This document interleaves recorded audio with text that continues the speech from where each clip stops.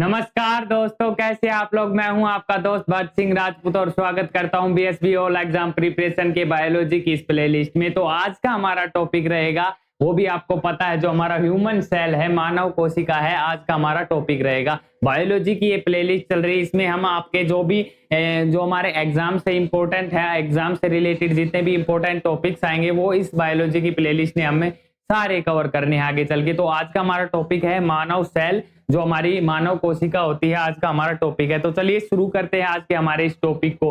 तो चल पहले जानते हैं जो मानव कोशिका होती क्या है। बेसिक अंडरस्टैंडिंग ऑल बेसिक इसमें कवर कराया जाएगा। जितनी भी वीडियो है पहले आ चुकी है, आप उनको देख सकते हैं, उनमें भी बिल्कुल बेसिक से उठाया गया है। तो इसमें पूरा बेसिक हम क्लियर करवाएंगे, ठीक है। तो चलिए शुरू करते हैं। जो हमारा कोशिका के बारे में जानते हैं। जो हमारी कोशिका है वो होती क्या है, पहले हम जानते हैं। जो हमारी सेल है वो होती क्या है। कोशिका जीवित प्राणियों की एक संरचनात्मक और क्रियात्मक इकाई होती है। जो हमारे लिविंग ऑर्गेनिज्म है उनकी एक संरचनात्मक और क्रियात्मक इकाई होती है, जो कि क्या करती है यह हमारी जीवन की सबसे छोटी इकाई होती है। जो भी हमारा शरीर है, वो जो भी लगा लो, जो हमारा शरीर है, जो भी पादप है, वो उनकी जो सबसे छोटी इकाई होती है वो क्या होती है, हमारी सेल कहा जाता है। उसे क्या कहा जाता है, उसे सेल कहा जाता है। हमारे शरीर की सबसे छोटे से छोटा टुकड़ा कर दे तो क्या बचेगा, हमारा सेल बचेगा। तो उसे क्या कहा जाता है, सेल कहा जाता है। और हर एक प्राणी है, हर एक जीव है, लिविंग ऑर्गेनिज्म है, वो क्या है, छोटे छोटे कोशिकाओं से मिलकर बना हुआ होता है। ऐसा हमारे ये भी पूछा जा सकता है कि हमारा जो शरीर है,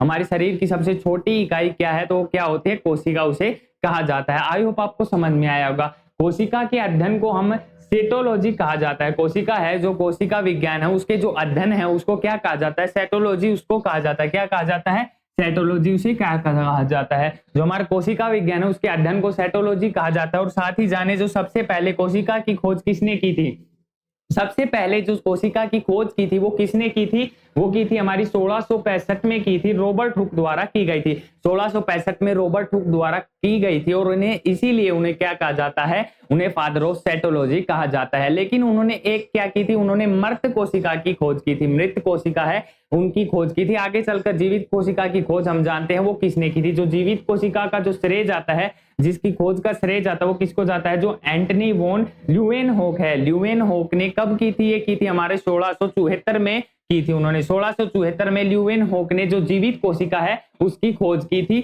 और जो मृत कोशिका है उसकी खोज रॉबर्ट हुक ने की थी। और कब की थी, 1665 में की थी। लेकिन आपके एग्जाम में पूछा जाए कि जो हमारी कोशिका है उसकी खोज किसने की थी, तो आपको रॉबर्ट हुक ही बताना है, क्योंकि कैसी भी की हो लेकिन सबसे पहले रॉबर्ट हुक ने इसकी खोज की थी। तो चलिए आगे चल के जानते हैं कुछ सिद्धांत इनके द्वारा दिए गए थे। कुछ साइंटिस्ट थे जो कोशिका के ऊपर कुछ सिद्धांत दिए गए। जर्मनी के वनस्पति वैज्ञानिक कौन थे, एक जर्मनी के वनस्पति वैज्ञानिक थे जिनका नाम था एमजे स्लाइडेन। और जो हमारे जर्मनी के ही एक जंतु वैज्ञानिक थे, उनका नाम क्या था, उनका नाम था थियोडोर स्वान। ठीक है, थियोडोर स्वान ने कोशिका सिद्धांत दिए। ये दो साइंटिस्ट हुए, जर्मन के साइंटिस्ट थे। एक हमारे वनस्पति वैज्ञानिक थे और एक हमारे जंतु वैज्ञानिक थे। इन दोनों ने कुछ सिद्धांत दिए, कुछ प्रमुख इनको अपने बातें कही। तो उनमें से कुल 4 बातें इन्होंने कही। उनमें से पहली बात हम जानते हैं, फर्स्ट क्या थी, हर एक जीव एक उत्पादन कोशिकाओं में होता है। हर एक जीव का जो उत्पादन है वो कोशिकाओं से होता है। कोई भी जीव है वो जिसका उत्पादन हुआ है, हम हैं जैसे हमारा लगा लो, हमारा उत्पादन किससे हुआ है, कोशिका से हुआ है।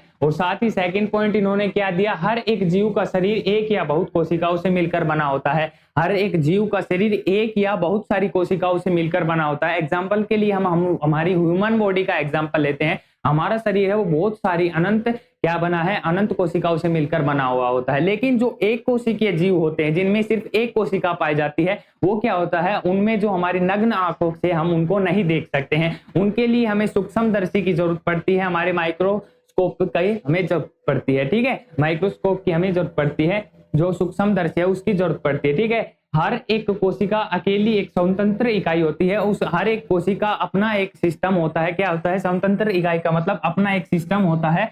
तथापि सभी कोशिकाओं मिलकर कार्य करती है, जिसके फलस्वरूप जीव बनते हैं। सभी कोशिकाएं हैं, जो भी कोशिका है उसका अपना एक सिस्टम होता है और वो अपने कार्य करती है, और जिससे क्या बनता है, हमारा एक जीव बनता है। आगे चलकर कोशिका से उत्तक, उत्तक से ऑर्गेनिज्म, ऑर्गेनिज्म में हमारी ह्यूमन बॉडी बन जाती है आगे चलकर। ठीक है, फलस्वरूप हमारा क्या बन जाता है, जीव बन जाता है। फोर्थ क्या दिया कि कोशिका की उत्पत्ति की प्रक्रिया में केंद्र मुख्य कार्य करता है, जो केंद्रक होता है, न्यूक्लियस होता है, इंग्लिश में न्यूक्लियस बोलते हैं केंद्रक को, जो इसका जो हमारे कोशिका में केंद्रक पाया जाता है, इसको हमारा क्या कहा जाता है, जो कोशिका का दिमाग भी से कहा जाता है, वो हम आगे चलकर जानेंगे। ठीक है, इसका मुख्य कार्य होता है। तो ठीक है, इसके आगे चलकर हम इसके प्रॉपर कार्य के बारे में जानते हैं। वैसे अभी जान लेते हैं जो सबसे बड़ी कोशिका है। कई बार पूछा जा सकता है कि सबसे बड़ी कोशिका, सबसे छोटी कोशिका कौन सी होती है, कई बार पूछा भी गया है। तो सबसे बड़ी कोशिका वो कौन सी होती है, सबसे बड़ी कोशिका होती है वो कौन सी होती है, माइकोप्लाज्मा। ठीक है, माइकोप्लाज्मा हमारी सबसे बड़ी कोशिका पाई जाती है।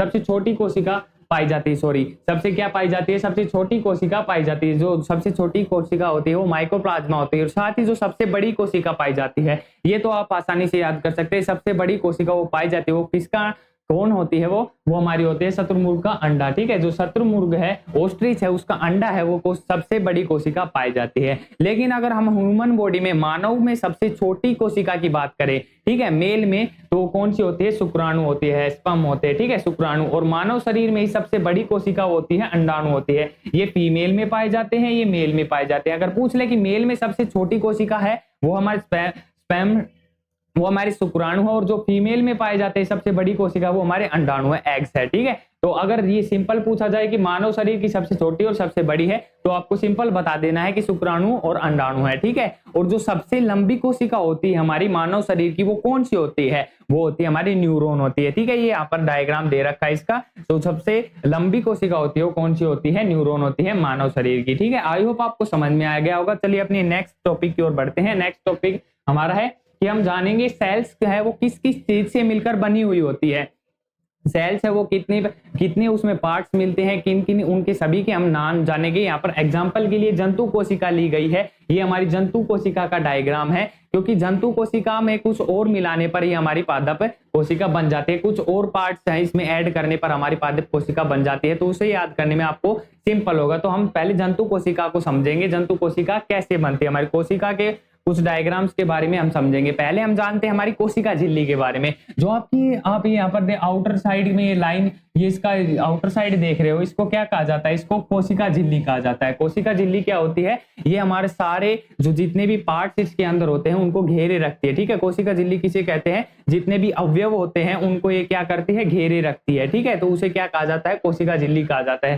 फिर अगला क्या है, अगला कहा जाता है कोशिका द्रव्य। कोशिका द्रव्य क्या होता है, जितना भी आप पीला पीला देख रहे हो यहाँ पर, ये तरल अवस्था में कोशिका एक द्रव्य होता है, तरल अवस्था में पाया जाता है, तो इसको क्या कहा जाता है, कोशिका द्रव्य कहा जाता है। फिर थर्ड आता हमारा केंद्रक, जिसे हम न्यूक्लियस कह रहे थे, तो ये होता हमारा केंद्रक। ठीक है, जैसे कोशिका का दिमाग भी कहा जाता है। ठीक है, ये केंद्रक होता है। फिर हमारे पास इसके नीचे पाया जाता है, ये पाई जाती है अंतःप्रद्रव्य जालिकाएं पाई जाती है। क्या पाई जाती है, अंतःप्रद्रव्य जालिकाएं हमारी पाई जाती है। यहाँ पर ये क्या होती है, अंतःप्रद्रव्य जालिकाएं होती है। ठीक है, ये हमारा क्या हो गया, फोर्थ पार्ट हो गया, थर्ड हो गया, ये फर्स्ट हो गया, ये सेकंड हो गया, ये आसानी से याद कर पाएंगे। ठीक है, फिर हमारे पास पाए जाते हैं राइबोसोम। राइबोसोम कैसे पहचानेंगे, अंतःप्रद्रव्य जालिका है, उसमें कुछ हमारी क्या होते हैं, कुछ खुरदरा खुरदरा सी साइड होती है, खुरदरी सी साइड होती है, वहां पर कहाँ पाए जाते हैं, राइबोसोम वहां पर पाए जाते हैं। ठीक है, तो ये फिफ्थ हो गया। ठीक है, फिफ्थ हो गया। फिर हम जानते हैं जो हमारे क्या पाए जाते हैं, ये आप देख रहे हो यहाँ पर आकार से, गोल गोल से आकार से, इसको क्या कहा जाता है, माइटोकॉन्ड्रिया इन्हें कहा जाता है। इनको क्या कहा जाता है,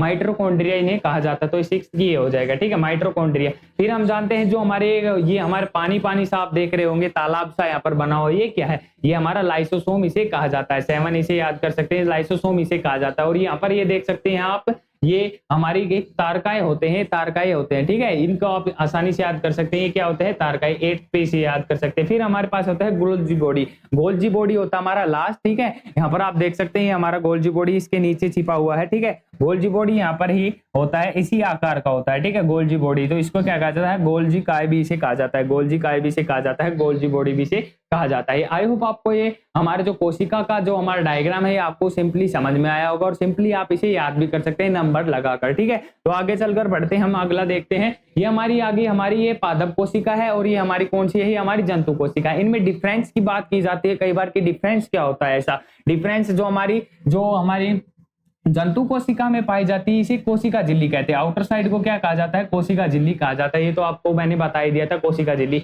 और जो हमारी पादप कोशिका है उसमें भी कोशिका झिल्ली पाई जाती है। जो कौन सी होती है, कोशिका झिल्ली आप देख पा रहे होंगे, ये कोशिका झिल्ली है, ठीक है, साइड साइड वाली। लेकिन इसके ऊपर भी एक परत दी जाती है, ये क्या करती है, इसे और मजबूत बना देती है। तो इसका नाम क्या है भाई, इसका नाम है कोशिका भित्ति, ठीक है। इसमें कोशिका भित्ति का डिफरेंस होता है, इसमें जो हमारी कौन सी जंतु कोशिका है उसमें कोई भी कोशिका भित्ति नहीं पाई जाती, लेकिन जो पादप कोशिका है उसमें क्या पाई जाती है, कोशिका भित्ति पाई जाती है, ठीक है। तो कोशिका भित्ति पाई जाती है जो इसे और भी मजबूत बना देती है। तो ये सिंपल सा इसे डिफरेंस आप इसे कर सकते हैं। चलिए आगे बढ़ते हैं, आगे देखते हैं जो हमारी कोशिका झिल्ली है इनके कुछ पार्ट्स के बारे में हम जानेंगे कि इनके पार्ट्स होते क्या है। तो पहला हमारा है कोशिका झिल्ली, सेल मेम्ब्रेन्स इसको इंग्लिश में कहते हैं। कोशिका झिल्ली के बारे में जानते हैं, ये बता दिया था मैंने, कोशिका के सभी अवयव एक झिल्ली के द्वारा घिरे हुए रहते हैं, उसे क्या कहते हैं, कोशिका झिल्ली कहते हैं। जितने भी पार्ट्स है वो एक हमारे अवयव के द्वारा घिरे हुए रहते हैं, पूरी कोशिका में आउटर साइड मैंने बताई थी घिरे हुए रहते हैं, तो उसे क्या कहते हैं, कोशिका झिल्ली कहते हैं। ये जंतु तथा पादप दोनों में पाई जाती है, जंतु कोशिका और पादप कोशिका दोनों में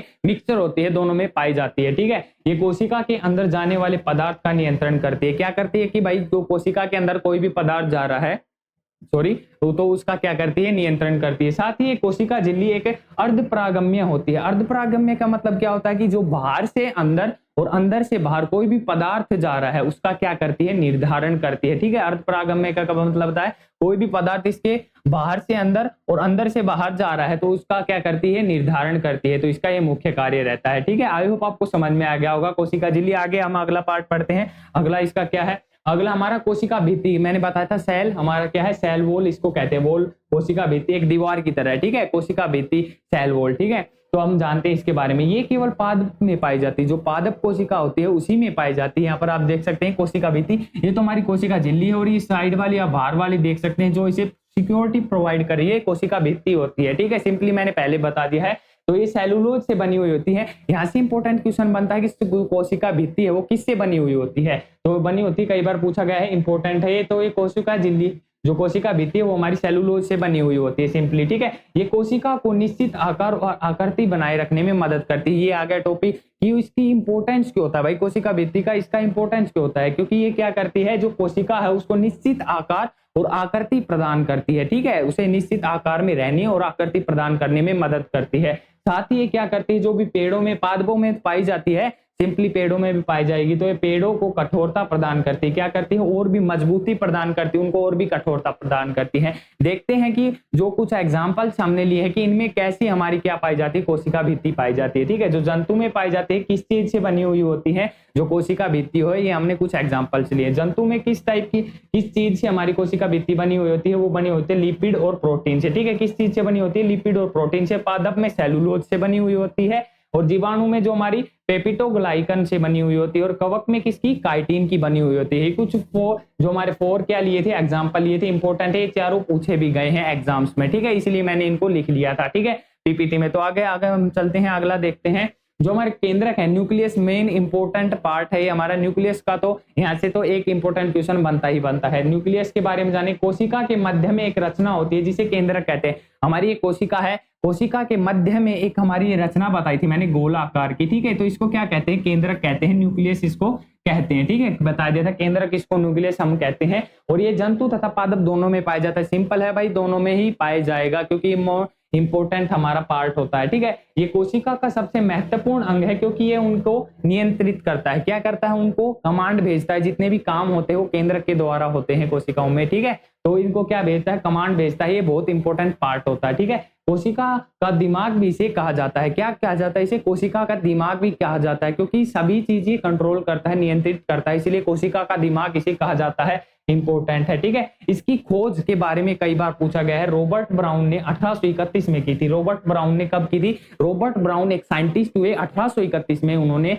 जो हमारी इसकी न्यूक्लियस की खोज की, ठीक है। आगे हम पढ़ते हैं, इसमें डीएनए पाया जाता है। इसमें कौन कौन से तत्व पाए जाते हैं, डीएनए पाया जाता है, आरएनए पाया जाता है, और इसमें गुणसूत्र पाए जाते हैं। डीएनए पाया जाता है, आरएनए पाए जाते हैं, और गुणसूत्र इसमें पाए जाते हैं। जानते हैं कितनी परसेंटेज में पाए जाते हैं, जो डीएनए है हमारा कितनी परसेंट में, प्रोटीन है हमारा कितनी परसेंटेज में पाया जाता है, 7 से 80% इसमें प्रोटीन पाए जाते हैं। डीएनए की बात करें 10% इसमें डीएनए पाया जाता है, और हम आरएनए की बात करें 2 से 3% इसमें आरएनए पाया जाता है, और 3 से 5% इसमें लिपिड पाया जाता है, ठीक है, लिपिड पाया जाता है। कितना 3 से 5% इसमें लिपिड पाया जाता है। ठीक है, आई होप आपको समझ में आ रहा होगा। न्यूक्लियस में जो इंपॉर्टेंट क्वेश्चन बनते हैं, इंपॉर्टेंट जो हमारे क्या बनते हैं, यहाँ से क्वेश्चन पूछे जाते हैं एग्जाम में, तो कौन सा है? पहला तो ये कि इसकी खोज किसने की और कब की। ठीक है, तो रॉबर्ट ब्राउन ने की थी और 1831 में की थी। और ये बनता है एक क्वेश्चन की हमारे जो कोशिका का दिमाग किसे कहा जाता है, तो दिमाग मैंने बता दिया था, सिंपली न्यूक्लियस को कहा जाता है। कोशिका का दिमाग किसे कहा जाता है? केंद्र को कहा जाता है। यही यहाँ से इंपॉर्टेंट क्वेश्चन बनते हैं। आगे चलते हैं, हम देखते हैं अगला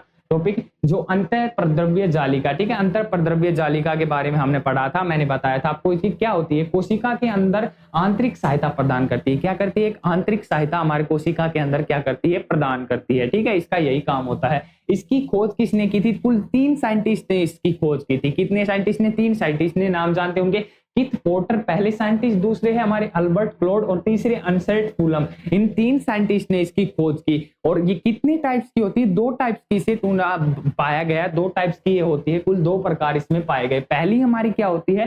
चिकनी अंतः प्रद्रव्य जालिका। ये तो आप सिंपली जान रहे हो, चिकनी, चिकनी का मतलब चिकनी अंतः प्रद्रव्य जालिका। ये चिकनी टाइप में होती है, मतलब कि ये बहुत ही चिकनी होती है। यहाँ पर देख रहे होंगे आप 3, ये हमारी क्या है? चिकनी अंतः प्रद्रव्य जालिकाएं हैं। तो इनमें क्या होता है, इनके बारे में जानते हैं। यह कोशिकाओं को कार्बोहाइड्रेट तथा वसा के संश्लेषण में सहायता करती है। किसमें? जो कार्बोहाइड्रेट और वसा का संश्लेषण है उसमें क्या करती है? इसमें मदद करती है। और सेकंड टाइप क्या होता है? सेकंड टाइप है खुरदरी अंतः प्रद्रव्य जालिका। तो ये क्या होती है? खुरदरे अंतः प्रद्रव्य जालिका के बाहरी झिल्ली के ऊपर क्या पाए जाते हैं? छोटे छोटे कण पाए जाते हैं। ये यहाँ पर जितनी भी आप देख रहे हो, ये यहाँ पर क्या देख रहे हो? ये तो न्यूक्लियस हो गया हमारा। यहाँ पर ये क्या पाया जाता है? मैंने बताया था, नीचे क्या पाया जाता है? ये हमारी खुरदरी अंतः प्रद्रव्य जालिका होती है और ये हमारी चिकनी सतह वाली होती है। तो यहाँ पर एक छोटे छोटे दाने से पाए जाते हैं। आप देख रहे होंगे सफेद सफेद से बिंदु हैं। तो इनको क्या कहा जाता है? इनको राइबोसोम कहा जाता है। राइबोसोम क्या करते हैं? राइबोसोम के बारे में आगे पढ़ेंगे और मैं बता देता हूं सिंपली। राइबोसोम प्रोटीन का संश्लेषण में सहायता करते हैं। जो राइबोसोम है वो कहाँ पाए जाते हैं? अंतः प्रद्रव्य जालिका में। जो खुरदरी सतह वाली अंतः प्रद्रव्य जालिका उसमें पाए जाते हैं, जो छोटे हैं और ये प्रोटीन के संश्लेषण में हमारी मदद करते हैं। आई होप आपको ये समझ में आ गया होगा। चलिए अगले टॉपिक की ओर हम बढ़ते हैं। अगला टॉपिक क्या है हमारा? अगला टॉपिक है राइबोसोम। ठीक है, राइबोसोम, इसको इंग्लिश में भी राइबोसोम कहते हैं। ये जंतु कोशिका तथा पादप कोशिका दोनों में पाया जाता है। किसमें पाया जाता है? जंतु कोशिका और पादप कोशिका दोनों में ये पाया जाता है। इंपॉर्टेंट है क्योंकि प्रोटीन का संश्लेषण करता है, उनको प्रोटीन प्रदान करता है। राइबोसोम की खोज जॉर्ज एमिल प्लाडे ने की थी। ठीक है, जॉर्ज एमिल प्लाडे ने इसकी खोज की थी। कौन थे साइंटिस्ट इसके? जॉर्ज एमिल प्लाडे, इनके उन्होंने, ये साइंटिस्ट थे, इन्होंने इसकी जो हमारे कौन था हमारे राइबोसोम है उसकी खोज की थी। ये कोशिका का सबसे छोटा अंग होता है। सबसे छोटा अंग पूछा जाए कि कोशिका का सबसे छोटा अंग कौन सा होता है? छोटा अंग होता है जो हमारा राइबोसोम होता है। यह राइबोन्यूक्लिक एसिड नामक एक अम्ल और प्रोटीन से बने होते हैं। किससे बने होते हैं? कि जो हमारा राइबोन्यूक्लिक एसिड नामक अम्ल और प्रोटीन से बने हुए होते हैं। ठीक है, और जाने इसके बारे में, इसे प्रोटीन की फैक्ट्री भी कहा जाता है। प्रोटीन की फैक्ट्री किसे कहा जाता है? राइबोसोम है उसको प्रोटीन की फैक्ट्री भी कहा जाता है। इसका मुख्य कार्य प्रोटीन का संश्लेषण करना होता है। मुख्य कार्य क्या होता है? कि भाई प्रोटीन है उसका संश्लेषण इसको करना हुआ होता है, प्रोटीन बनाता है। इंपॉर्टेंट कार्य ये होता है। और जाने जी हमारे राइबोसोम है वो कितने टाइप के होते हैं? हमारे राइबोसोम है वो 2 टाइप के होते हैं। पहला हमारा 70S। ठीक है, एस आप जानिए मत, आपके जो एग्जाम के पॉइंट ऑफ व्यू से इंपॉर्टेंट नहीं है। 70S के बारे में आप जानिए सीधा। 70S क्या होता है? आकार में छोटे होते हैं। जो आकार में छोटे होते हैं उनको क्या कहा जाता है? 70S कहा जाता है। ठीक है, और इसमें एग्जांपल के लिए मैंने बता दिया बैक्टीरिया, साइनोबैक्टीरिया, जो भी हमारे जो छोटे जीव होते हैं जो आकार में छोटे होते हैं उनको क्या कहा जाता है? 70S। और 80S किनको कहा जाता है? जो सिंपली है कि भाई जो आकार में बड़े हुए होते हैं, जैसे पेड़ पौधे हो गए, जानवर हो गए, तो उनको क्या कहा जाता है? 80S की कैटेगरी में उन्हें रखा गया है, जो आकार में बड़े हुए होते हैं। ठीक है, ये इंपॉर्टेंट क्वेश्चन यहाँ पर बनता है। ठीक है, तो आगे हम चलते हैं, अगला टॉपिक कवर करते हैं। अगला टॉपिक क्या है हमारा? माइटोकॉन्ड्रिया। माइटोकॉन्ड्रिया इंपॉर्टेंट क्वेश्चन है क्योंकि भाई 3 साइंटिस्ट ने इसके ऊपर कुल खोज की थी। पहला हमारा माइटोकॉन्ड्रिया की खोज सबसे पहले किसने की थी? अल्बर्ट वॉन कोलिकर ने। अल्बर्ट वॉन कोलिकर ने सबसे पहले हमारे माइटोकॉन्ड्रिया की खोज की 1857 में। लेकिन इन्होंने कुछ भी नाम इसका नहीं रखा, सिर्फ इन्होंने खोज की सिंपली। कि इन्होंने जो हमारे कोलिकर हुए उन्होंने 1857 में इसकी खोज की। बाद में कौन आए? बाद में आए हमारी 1890 में कौन आए? अल्टमैन आए। उन्होंने कोशिका में इसकी उपस्थिति को बताया। जो कोशिका में इसकी उपस्थिति को बताया उन्होंने इसका नाम क्या रखा? बायोब्लास्ट रखा। 1890 में अल्टमैन ने कोशिका में इसकी उपस्थिति को बताया, माइटोकॉन्ड्रिया के बारे में बताया। ठीक है, उसमें क्या बताया उन्होंने? बायोब्लास्ट इसका नाम रख दिया। इन्होंने क्या किया भाई? 1890 में अल्टमैन आए, उन्होंने इसका नाम बायोब्लास्ट रख दिया। लेकिन थर्ड एक्सपेरिमेंट हुआ, उसमें क्या हुआ? 1898 में एक एक्सपेरिमेंट हुआ। सी बेंडा द्वारा। सी बेंडा एक न्यू साइंटिस्ट हुए, उन्होंने इस पे खोज की और बाद में इसका नाम माइटोकॉन्ड्रिया निकल के आया जो अभी तक चल रहा है। ठीक है, माइटोकॉन्ड्रिया इसका नाम रखा गया। और माइटोकॉन्ड्रिया होता क्या है ये मैं बताऊं, ये कोशिका द्रव्य में पाए जाने वाली गोलाकार रचनाएं होती हैं। जो कोशिका द्रव्य है उसमें गोलाकार रचनाएं होती है। कोशिका द्रव्य है, मैंने बताया था आपको, पानी जैसा होता है, तरल अवस्था में पाया जाता है, उसमें क्या होती है, गोलाकार रचनाएं होती हैं, इसको माइटोकॉन्ड्रिया कहा जाता है। माइटोकॉन्ड्रिया दोहरी झिल्ली से घिरी होती है, दोहरी झिल्ली से घिरी हुई होती है। यहाँ पर आप डायग्राम में देखना, ये एक झिल्ली हो गई और ये दोहरी झिल्ली हो गई। ठीक है, अंदर वाली तो दो दोहरी झिल्ली मतलब दो झिल्लियों से घिरा हुआ होता है। साथ ही क्या होता है, इन उभारों को क्रिस्टी कहा जाता है। माइटोकॉन्ड्रिया झिल्ली से घिरी हुए होते हैं और इन उभारों को क्या कहा जाता है, क्रिस्टी कहा जाता है। ये कुछ उभार देख रहे होंगे आप, यहाँ पर ये उभार हैं, ये देख रहे होंगे, ये उभार हमारे, इनको क्या कहा जाता है, हमारा क्रिस्टी कहा जाता है। इनको क्या कहा जाता है, क्रिस्टी कहा जाता है। ये इंपॉर्टेंट क्वेश्चन बनते हैं। ठीक है, माइटोकॉन्ड्रिया के बारे में हम और जानते हैं आगे चलकर। ठीक है, माइटोकॉन्ड्रिया की कोशिका का ऊर्जा घर कहा जाता है। इसको क्या कहा जाता है, माइटोकॉन्ड्रिया को कोशिका का ऊर्जा घर कहा जाता है। इंपॉर्टेंट क्वेश्चन बनता है, कोशिका का ऊर्जा घर किसे कहा जाता है, सिंपली माइटोकॉन्ड्रिया को कोशिका का ऊर्जा घर कहा जाता है, क्योंकि यह क्या करता है, ऊर्जा उत्पन्न करता है। माइटोकॉन्ड्रिया का कोशिका श्वसन से संबंधित कार्य एटीपी का उत्पादन और साथ ही क्या है कि भोजन का ऑक्सीकरण करना इसका मुख्य कार्य होता है। क्या होता है, पहला हमारा माइटोकॉन्ड्रिया का कोशिका श्वसन से संबंधित एटीपी का क्या करना होता है, उत्पादन, और साथ ही जो हमारा भोजन का ऑक्सीकरण करना इसका मुख्य कार्य होता है। ठीक है, ये दो कार्य इसके मुख्य इंपॉर्टेंट कार्य हुए होते हैं। ठीक है, आगे चल के आगे ले टॉपिक को जानते हैं। लाइसोसोम, जिसे आत्महत्या का बैग कहा जाता है, सुसाइड बैग इसे कहा जाता है। क्यों कहा जाता है वो जानेंगे। लाइसोसोम है, लाइसोसोम की खोज क्रिस्टियन डेविडसन ने 1955 में की थी। ठीक है, कौन थे हमारे, जो हमारे क्रिस्टियन थे, क्रिस्टियन हमारे एक क्या हुए, हमारे साइंटिस्ट हुए, उन्होंने इसकी खोज की 1955 में। ठीक है, 1955 में, 1995 में इसकी खोज की। ये कोशिका के अंदर पाचन का कार्य करता है। इसका मुख्य कार्य क्या होता है, जो हमारे पाचन कार्य में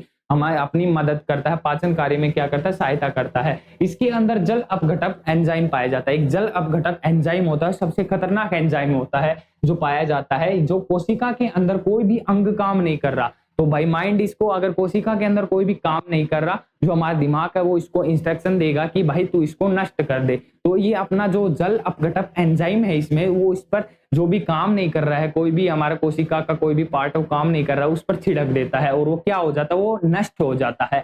बाद में क्या होता है, एक और डिसएडवांटेज है कि इसमें जब भी पूरी कोशिका काम नहीं कर रही, जब अभी तो भाई कोशिका में कोई पार्ट काम नहीं कर रहा था, अभी पूरी कोशिका ही काम नहीं कर रही, तो क्या करता है, खुद ही जाकर अपना पूरा फट जाता है। वहां पर क्या फट जाता है, खुद ही फट जाता है पूरा। तो क्या होता है, इसीलिए इसको क्या कहा जाता है, और वो कोशिका पूरी की पूरी नष्ट हो जाती है। इसीलिए इसे सुसाइड बैग, आत्महत्या की थैली भी इसे कहा जाता है। ठीक है, आत्महत्या की थैली इसीलिए इसे कहा जाता है। ठीक है, अगले टॉपिक की ओर चलते हैं। अगला टॉपिक हमारा है गोल्जी कोई। गोल्जी बॉडी मैंने बताया था, इसका डायग्राम नहीं देख पाए थे, इसको जानते हैं। इसकी खोज कामिलो गोल्जी ने 1898 में की और इन्हीं के नाम पर क्या पड़ा, इसका नाम गोल्जी काय पड़ा। ठीक है, जो कामिलो गोल्जी है उन्होंने 1898 में इसकी खोज की और साथ ही इसको क्या कहा जाता है, ये पदार्थों का क्या करता है, परिवहन करता है। वो भी जानेंगे क्यों करता है। इसीलिए इसको क्या कहा जाता है, इसे यातायात का प्रबंधक कहा जाता है। जो ये हमारा किसमें पाया जाता है, राइबोसोम है, राइबोसोम में हमारा गोल्जी काय पाया जाता है। राइबोसोम को हम प्रोटीन की फैक्ट्री कहते हैं, उसमें प्रोटीन बनता है। तो उस प्रोटीन को कोशिका के सभी पार्ट्स तक भेजना भी तो भाई चाहिए, कोई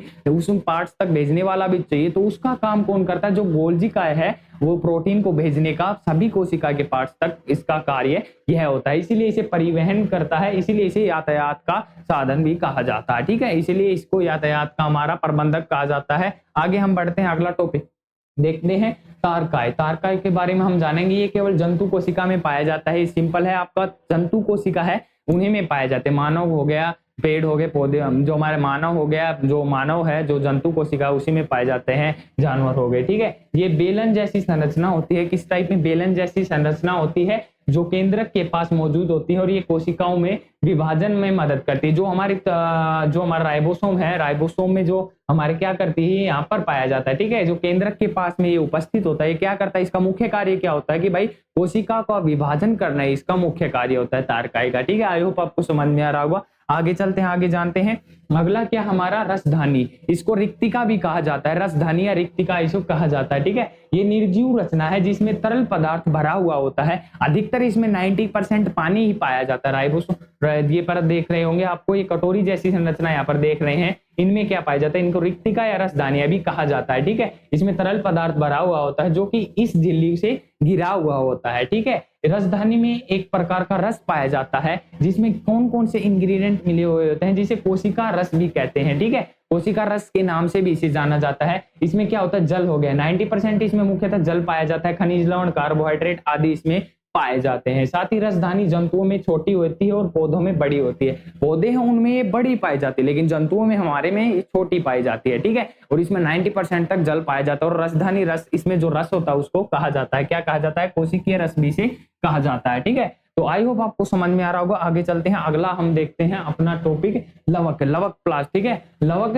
प्लास्टिड के बारे में हम समझते हैं, इंग्लिश में प्लास्टिड कहते हैं। ये केवल पादप कोशिका में पाया जाता है। किस में पाया जाता है, पादप कोशिका में पाया जाता है। और ये कितने प्रकार का होता है, 3 प्रकार का ये होता है। ठीक है, कितने प्रकार का, 3 प्रकार का ये पाया जाता है। ठीक है, पहला हमारा क्या है, हरित लवक, जिसे हम क्लोरोप्लास्ट कहते हैं, हरित लवक के बारे में ठीक है जानेंगे। फिर हमारा सेकंड क्या होता है, अवर्णी लवक, जिसे ल्यूकोप्लास्ट कहा जाता है। थर्ड हमारा होता है वर्णिक लवक, जिसे हम क्रोमोप्लास्ट कहा जाते हैं। पहले हम जानते हैं हरित लवक के बारे में। ठीक है, जो ये केवल किसमें पाया जाता है, पादप कोशिका में पाया जाता है, ये इंपॉर्टेंट है। ठीक है, हरित लवक क्या होता है, ये भोजन का नियमन करता है, भोजन का संश्लेषण करता है। और ये कहाँ पाया जाता है, पौधों में, पत्तों और तनों में पाया जाता है, पत्तों और तनों में ही पाया जाता है। और इसके अंदर एक पर्णहरित होता है जो कि क्या करता है, इसका कारण पौधों में प्रकाश संश्लेषण होता है। प्रकाश संश्लेषण की प्रक्रिया पर्णहरित के कारण होती है, जो हरित लवक में होता है। और हरित लवक को जो पादप कोशिका की रसोई भी कहा जाता है, पादप कोशिका की रसोई किसे कहा जाता है, इंपॉर्टेंट क्वेश्चन बनता है, इसे कहा जाता है, वो हरित लवक को कहा जाता है। ठीक है, जो ये हमारा क्या होता है, भोजन का संश्लेषण करता है, पत्तों और तनों में इसे पाया जाता है, और इसे पादप कोशिका की रसोई भी इसे कहा जाता है। चलिए हम जानते हैं अपने अवर्णी लवक के बारे में। अवर्णी लवक क्या होता है,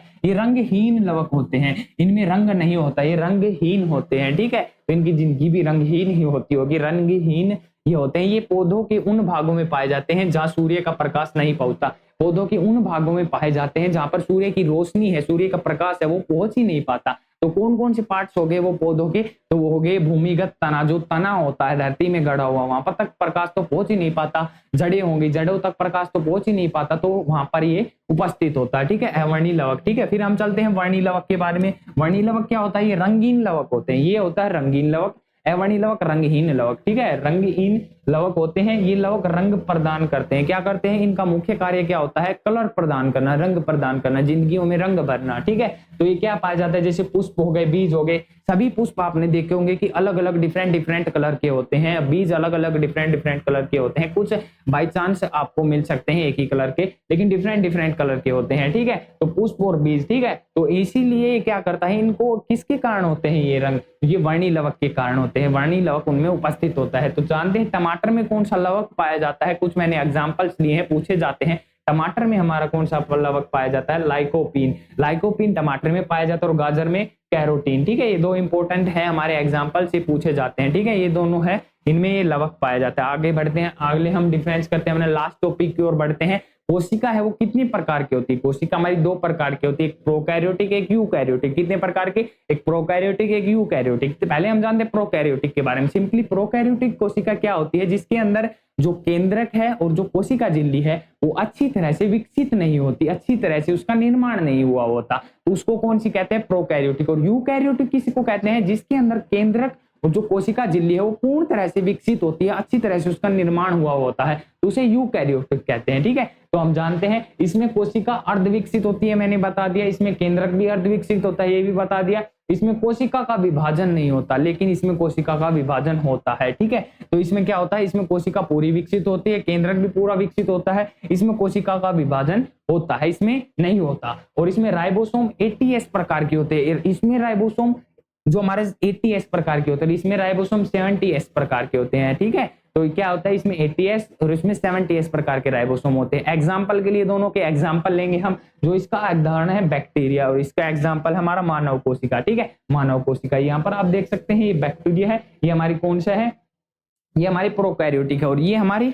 यूकैरियोटिक है। ठीक है, ये दोनों हमारी। आई होप आपको वीडियो अच्छी लगी होगी और समझ में आई होगी। अगर आपको वीडियो अच्छी लगी तो इसे ज्यादा से ज्यादा लाइक कीजिए और ज्यादा से ज्यादा अपने दोस्तों में इसे शेयर कीजिए, ताकि वो भी इस वीडियो का फायदा उठा सके आप ही तरह। और हमारे चैनल को सब्सक्राइब करना मत भूलना, ताकि जो इतने ही हमारे इंपॉर्टेंट अपडेट्स आप तक जल्द से जल्द सबसे पहले पहुंचते रहें। और ऐसी ही दिलचस्प वीडियोस के लिए जीके और ऑल एग्जाम प्रिपरेशन से रिलेटेड हमारे चैनल को फॉलो कीजिए। मिलते हैं किसी नेक्स्ट इंटरेस्टिंग वीडियो में, तब तक के लिए मेरी तरफ से जय हिंद।